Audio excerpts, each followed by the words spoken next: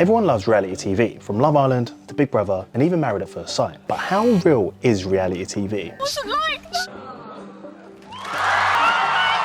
Are reality shows overproduced, or are they an organic view to a social experiment? Do viewers know how many layers there is to these groundbreaking shows, or are they just in it for the drama? Today on Exposed, we'll be finding out how reality TV can make contestants feel psychologically, but also how the viewers perceive these reality stars. Chatting to professors, contestants, and even producers, so join us tonight on Exposed. Firstly, we headed out to the streets to ask the lovely public their opinions. What is a guilty pleasure TV show that you love to watch?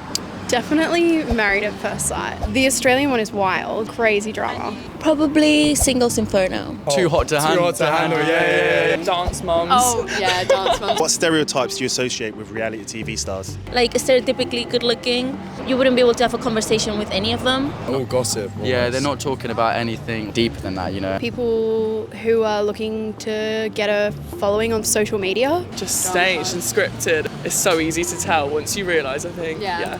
On the production end, cuts are being made, so you don't really get the full story, but those things happen, but you just don't get the full story. Even through watching the shows, you can see that the producers are kind of trying to get the reality stars to create more drama for entertainment purposes, absolutely. Do you think being a reality TV star impacts one's mental health? Yeah, I think that's probably really rough for them, especially if you went from zero to like hero. For sure, absolutely. You're on the chopping block for the public to comment anything that they want. Probably yeah, but I don't think you're like very mentally healthy in the first place to go in there. Coming out afterwards, if you've been like the bad guy, you're probably gonna get a lot of hate. Yes, I think it'd be hard not to have an impact on your mental health, but not necessarily more or less than any other job. I suppose the difference on reality TV is you know you're being filmed. For instance, I know I'm being filmed right now, and I'm very faintly sucking in any kind of gut I've got and speaking slightly more articulately than I normally would. What's your name and what do you do? My name is Robin and I'm an edit producer on reality TV programmes. The most perfect person we can ever find for this. All the people I've worked with, they are essentially who they are in real life on camera. They're just dialed up for camera. It's the same as you and I now. Some people aren't cut out for that. I don't think it's inherent to reality TV. There have been jobs I've done which I've not been cut out for and it's made me feel miserable or whatever. Yeah. I think reality TV stars are doing a job. They are as exploited as I was in the past when I worked in a shop. And actually, when I manipulate the actuality, what a star was doing, it's almost exclusively to make them look better or funnier or less racist. Did he just say what I thought he said? Or less racist. It's usually a positive manipulation. We've been looking for someone that works in TV to interview for ages, and we could not find anyone. Speaking to the public, and the lovely Rob just walks past and gives us everything we want to hear in one short interview. And like he said, it's a job and people are misunderstood and they're made to look good, but it's funny how the public don't think that, but someone within the industry actually has that sort of perception. So I'm chuffed that we managed to speak to him. So that's the public opinion. But let's go back to the beginning to see how reality TV has changed over the years. Back in 1948, with the show Candid Camera, hidden cameras captured raw, unfiltered moments. The early blueprint of today's prank videos, just with less screaming. By the 2000s, reality TV exploded into a cultural phenomenon. Shows like Survivor and Big Brother weren't just programs, they were global sensations. Now would you like me to be the cat? The stakes felt real, at least we thought they did, and we couldn't look away. Then came talent competitions like Pop Idol and X Factor, transforming karaoke to life or death drama. My sugar walls, my sugar walls. It was good, wasn't it? No. There was always some sad story or issue the contestants had to win the viewer's heart. And of course, we can't forget The Truman Show. Although it was fictional, it predicted a world where people willingly signed up for 24-hour surveillance. As the 2000s rolled on, reality TV evolved into countless subgenres. Dating shows like Love Island and Married at First Sight put awkward first kisses and heartbreak on full show. She's told the guys that I like sucked her or whatever. Oh what? Like licked her or whatever. Meanwhile, MasterChef turned into a gladiator sport where tears and ruined soufflés became main courses. Then came lifestyle shows like Keeping Up with the Kardashians, marketed as a documentary but polished to perfection, offering less reality and more curated fantasy.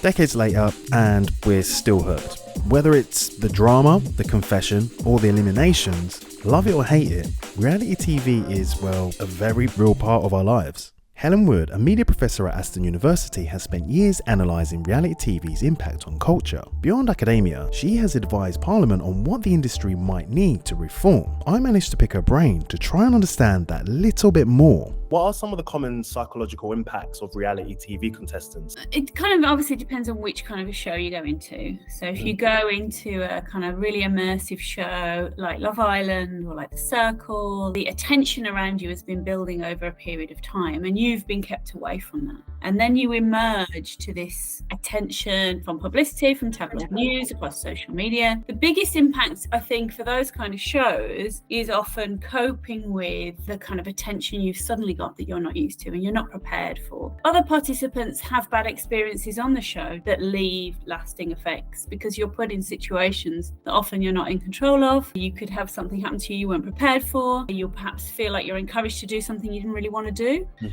And so that kind of lack of control can also trigger certain kinds of psychological responses. I guess it's really down to the producers on the narrative they set, because a lot of the time they could make someone seem like the villain.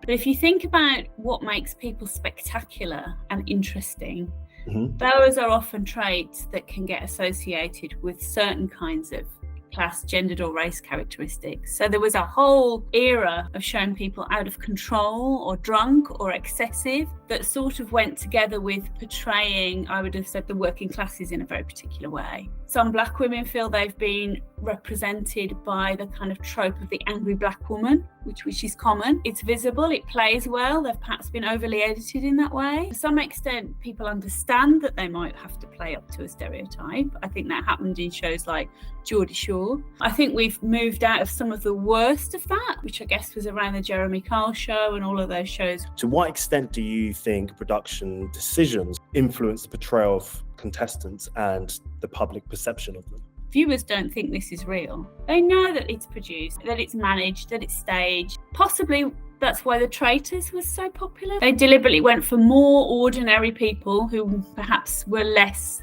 ready for reality TV in that way. One thing that participants should look at is their contracts. They sign away their imagery in perpetuity forever on any media and any media that may yet be invented. What might that mean when you're 50? It's got more and more complicated. Psychologists are worried about that. We're worried about that. We're not quite sure where that's kind of going. You know, what if you get AI generated in a way you didn't want to be? If you did it in the show, it doesn't belong to you. And I think that is quite a difficult thing to get around, even as the regulations are changing. You know, you don't have control over the way you get edited. How do you envision the future of reality TV? Are there any emerging trends or changes that could potentially address some of the criticisms faced for this kind of genre? What's happened is that Ofcom have changed the broadcasting code, which means that broadcasters in the UK, subject to public service broadcasting, have to show that they've taken due care of participants, and they have to show that those participants are there with informed consent, so they know what's going to happen. They've been informed of any risks that might come to them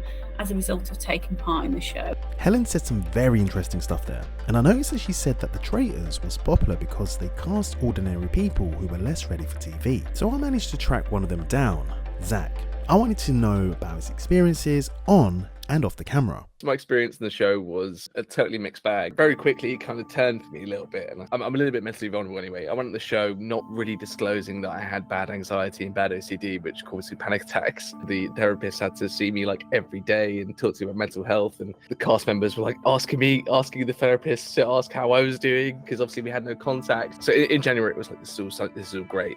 What a great experience. I'm on TV. I'm getting approached in the street. People come out to do photos. As the fame dwindles and the show kind of ends, you're just like, why the did I do that? How did your experience on the show compare to your expectations? Were there any sort of like surprising aspects of production? Episode 4, I just felt so lonely and I cried after filming. I had to get consoled by production staff because I was just like, I was in tears. Everything turned and it all got a bit dark for me. You forget that it's a game show and it's so hard to keep reminding yourself it is a game show. It feels like absolutely everything. So internal and introspective. It feels so heavy. I guess you're totally overburdened and overwhelmed by everything. Because I wasn't as big a character as other people on the show, I feel like my personal story was less favoured than other people's. What struck me is when I was at the final viewing, I sat next to someone in the edit team. I was like, I don't feel like you give me a particularly good portrayal. And they were like, what? You're exactly like we portrayed you. I was like, I'm not. You don't actually know me. You put together snippets of, half an hour of a day that you skim through, and then you're forgetting what you did say, and then they're pulling those bits together.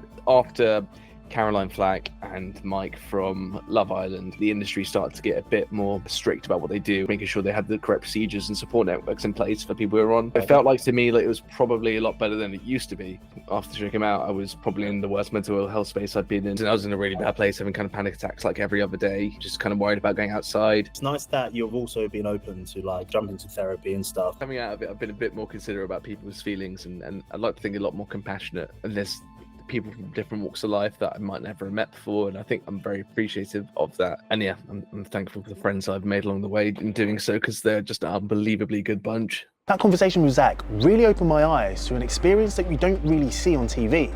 The fact that you had to see a therapist every single day just shows to you how stressful it is being on a show like that. But thankfully, he got the support that he needed. Interesting how the fame dwindled after 6 months, and he was literally like, why the did I do that? We reached out to a TV producer, but due to the nature of this documentary, they chose not to participate. And maybe that's the beauty of it. The mystery, the unanswered question, that's what keeps people hooked. Reality TV thrives on the unknown, the curated chaos, and maybe peeling back the curtain too much takes away from the magic. Either way, it's clear there's more to the story than what we see on the screen.